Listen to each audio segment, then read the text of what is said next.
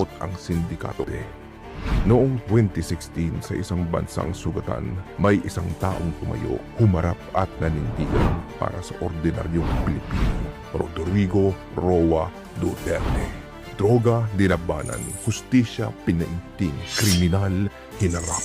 Bumagsak ang krimen, natakot ang sindikato, isa-isang nilinis ang mga barangay, milyon-milyon ang sumuko, libo-libo ang nahuli, bilyon-bilyon ang nasabat.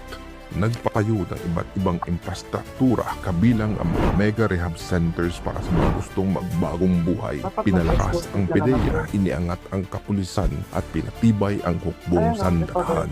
May sumalungat, may pumuna. Abuso raw ito. Pero tanungin mo ang Pilipino, mas ligtas ba noon?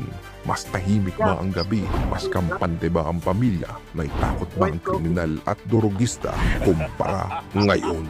Sa isang simpleng salo-salo, isang hiling lang ang binitiwan ni Duterte kay Senador Bato de la Rosa. Isang beses lang tayo magiging Pangulo at PNP Chief. Ibuhos na natin lahat para sa bayan. At ginawa nila ito ng buong tapang, buong lakas at dedikasyon at dama ito ng bawat Pilipino.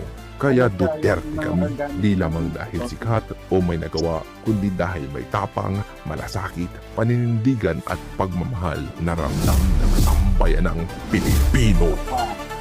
Kami, Duterte. Noong